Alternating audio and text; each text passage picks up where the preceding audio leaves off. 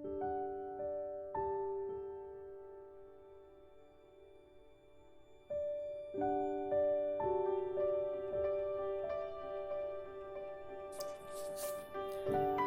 আমরা আলোচনা করব বাস্তুবিদ্যার সাংগঠনিক স্তরগুলির মধ্যে আরও একটা স্তর, বায়োম নিয়ে।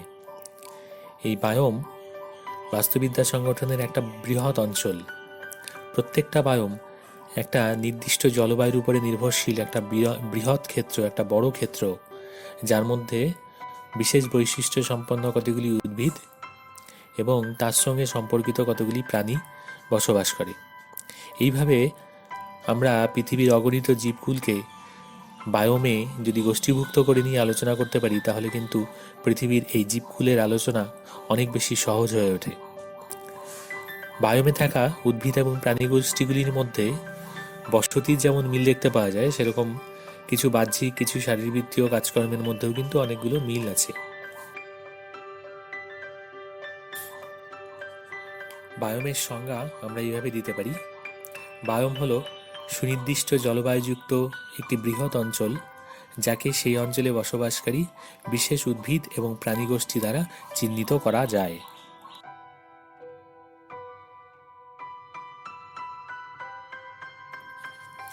এবারে আমরা আসি বায়োমের প্রকারভেদগুলোতে, টাইপসগুলোতে।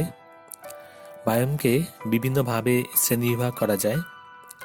জলবায়ু, বিস্তৃতি ও জীবের প্রকৃতি অনুসারে বায়োমগুলোকে এইভাবে ভাগ করা যায়। বায়োমগুলোকে ভাগ করা যায় মোট 6টা ভাগে, যথা তৃণভূমির বায়োম, তুন্দ্রা বায়োম, অরণ্য বায়োম, মরু বায়োম, ম্যানগ্রোভ বায়োম ও জলভূমির বায়োম। তৃণভূমির বায়োমকে ভাগ করা যায় 2টো ভাগে: নাতিশীতোষ্ণ বা টেম্পারেট বায়োম, ক্রান্তীয় তৃণভূমির বায়োম বা ট্রপিক্যাল গ্রাসল্যান্ড বায়োম। তুন্দ্রা বায়োমকে ভাগ করা যায় 3টি ভাগে: আর্কটিক অ্যালপাইন এবং আন্টার্কটিক তুন্দ্রা। অরণ্য বায়োমকে ভাগ করা যায় tropical forest biome, temperate forest biome এবং তাইগা বা কনিফেরাস ফরেস্ট বায়োমে। মরু বায়োমকে ভাগ করা যায় 2 ভাগে: উষ্ণ মরু বায়োম এবং শীতল মরু বায়োম। ম্যানগ্রোভ বায়োম, পৃথিবীর বিভিন্ন স্থানে এই ম্যানগ্রোভ বায়োমগুলো রয়েছে। এটাকে আর কোনোভাবে শ্রেণীবিভাগ না করলেই হবে। জলজ বায়োমকে ভাগ করা হয় 2টো ভাগে: স্বাদু জলের বায়োম এবং সামুদ্রিক জলের বায়োম।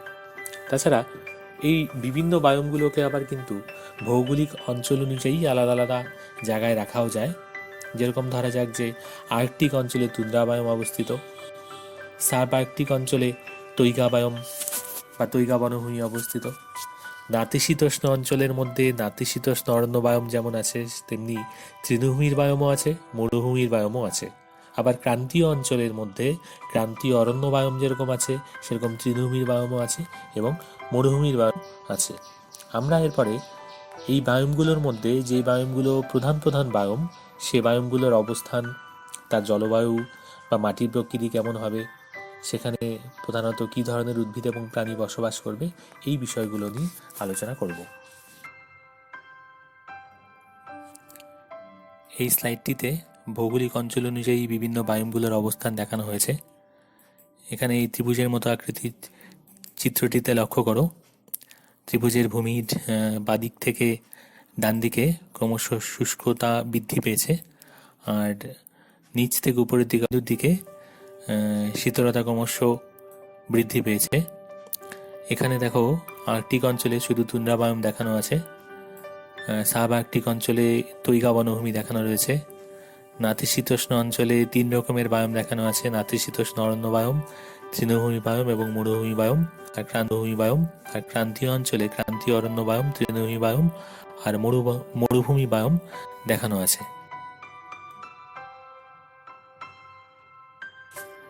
বায়োমগুলোর আলোচনার মধ্যে প্রথমেই আমরা আলোচনা করব তুন্দ্রা বায়োম নিয়ে। তুন্দ্রা বায়োম হলো পৃথিবীর অতি শীতলতম বায়োম। পৃথিবীর যে শীতলতম জায়গাগুলো রয়েছে, যেগুলো সমস্ত সময়ে বরফাবৃত থাকে, সেই জায়গাগুলোতেই এই তুন্দ্রা বায়োম অবস্থিত। পৃথিবীর উত্তর গোলার্ধে 65 ডিগ্রি থেকে 80 ডিগ্রি উত্তর অক্ষাংশ, আর দক্ষিণ গোলার্ধে 60 ডিগ্রি থেকে 75 ডিগ্রি দক্ষিণ অক্ষাংশের মধ্যে এই তুন্দ্রা বায়োমগুলো অবস্থিত রয়েছে। তুন্দ্রা বায়োমকে 3টি ভাগে ভাগ করা হয়: আর্কটিক তুন্দ্রা, অ্যালপাইন তুন্দ্রা এবং আন্টার্কটিক তুন্দ্রা। পৃথিবীর উত্তর গোলার্ধের বরফাবৃত অঞ্চল হল আর্কটিক তুন্দ্রা। এটি পৃথিবীর 1/5 জায়গা জুড়ে অবস্থিত। আন্টার্কটিক তুন্দ্রা শুধুমাত্র আন্টার্কটিকা অঞ্চলে এবং তার আশেপাশের দ্বীপগুলো যেরকম ফকল্যান্ড আইল্যান্ড এই সমস্ত জায়গাগুলোর মধ্যে বিস্তৃত। এটা পৃথিবীর বৃহত্তম মিষ্টি জলের উৎস। আর পৃথিবীর বিভিন্ন স্থানে থাকা বরফাবৃত যে পর্বত শৃঙ্গগুলো রয়েছে সেখানেই অ্যালপাইন তুন্দ্রা বায়োম অবস্থিত। যেমন আল্পস, হিমালয়, আন্দিজ প্রভৃতির বরফাবৃত পর্বত শৃঙ্গগুলো হচ্ছে অ্যালপাইন তুন্দ্রার অবস্থিতি। তুন্দ্রা অঞ্চলের জলবায়ু অতি শীতল। গ্রীষ্মকালে এখানকার গড় তাপমাত্রা 10 ডিগ্রি সেন্টিগ্রেড এবং শীতকালে -40 ডিগ্রি সেন্টিগ্রেডের নিচে নেমে যায়। এখানে শীতকাল দীর্ঘস্থায়ী, প্রায় 9 মাস পর্যন্ত স্থায়ী। শীতকালে দিন 1 থেকে 2 ঘন্টা স্থায়ী হয়। তুন্দ্রা অঞ্চলে বৃষ্টিপাতের পরিমাণ কিন্তু খুব কম, বছরে গড়ে 25 সেন্টিমিটার বৃষ্টিপাত হয়। শীতকালে এখানে প্রবল তুষার ঝড় বা পারগা প্রবাহিত হয়। গ্রীষ্মকালে এখানে 20 থেকে 22 ঘন্টার মতো দিন থাকে। এই অঞ্চলে মাটির স্তর খুব পাতলা, যার উৎপাদন ক্ষমতা কিন্তু অনেক কম। মাটির আবরণের নিচে বরফের স্তর, পার্মাফ্রস্ট থাকে। ভূতত্ত্ববিদ্যায় পার্মাফ্রস্ট বলতে সেই ধরনের মাটি বা পাথুরে অংশকে বোঝায় যা 2 বছর বা তার বেশি সময় ধরে 0 ডিগ্রি সেন্টিগ্রেডের কম তাপমাত্রাতে থাকছে। তুন্দ্রা অঞ্চলের উষ্ণতা আর ঋতুর পার্থক্য অনুযায়ী ভিন্ন ভিন্ন উদ্ভিদ এখানে জন্মায়। শীতকালে তুলনামূলকভাবে শীতল অঞ্চলে মস, লাইকেন, ছোট ছোট ঘাস এই সমস্ত উদ্ভিদগুলো জন্মায়। গ্রীষ্মকালে বা অপেক্ষাকৃত যে সমস্ত জায়গাগুলো উষ্ণ সেই জায়গাগুলোতে উইলো, জুনিপার, বার্চ, ভ্যালোরিয়ান, হেলবম প্রভৃতি বৃক্ষ অথবা কিছু ফুল গাছ যেরকম প্যাস্ক ফুল, অ্যালপাইন অ্যাজালিয়া ইত্যাদি জন্মায়।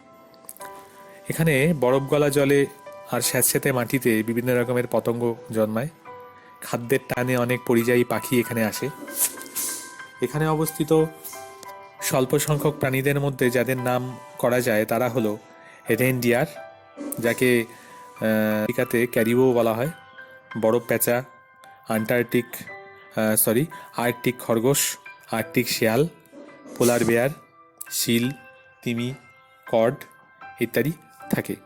তাছাড়া আন্টার্কটিকা অঞ্চল পেঙ্গুইনের মনোটাইপিক হ্যাবিটেট, যেটা আমরা আগেও বলেছিলাম।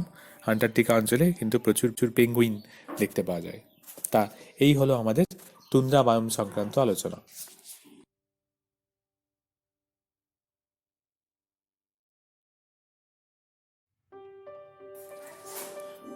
চলো এবার সংক্ষেপে মরুবায়োম সম্পর্কে জেনে নেওয়া যাক।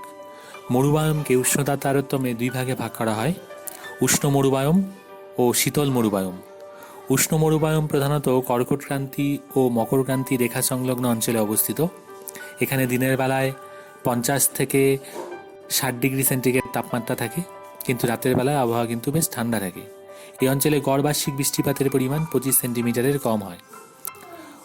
উত্তর ও দক্ষিণ পশ্চিম আফ্রিকার সাহারা ও নামিব মরুভূমি, পশ্চিম ও মধ্য এশিয়ার থর মরুভূমি, আটাকামা মরুভূমি প্রভৃতি এই উষ্ণ মরুভূমির মধ্যে পড়ে।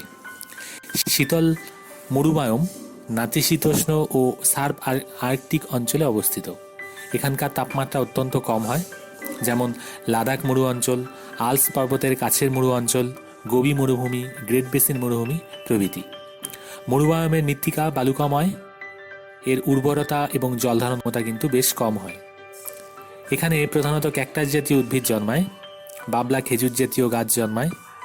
এখানকার প্রাণীগুলোর মধ্যে উল্লেখযোগ্য উট, মরুবেজি, সাপ, ইঁদুর, বিভিন্ন রকমের পতঙ্গ, দোরবাজ পাখি ইত্যাদি। আর সাহারা মরুভূমিতে দেখতে পাওয়া যায় গ্যাজেল, অ্যান্টিলোপ প্রভৃতি প্রাণীগুলো। এই হলো আমাদের মরুবায়োম।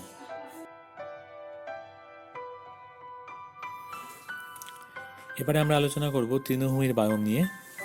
এই তৃণভূমির বায়োম হলো প্রকৃতপক্ষে পৃথিবীর বিভিন্ন স্থানে বিক্ষিপ্তভাবে অবস্থিত কিছু উষ্ণ এবং শুষ্ক অঞ্চল।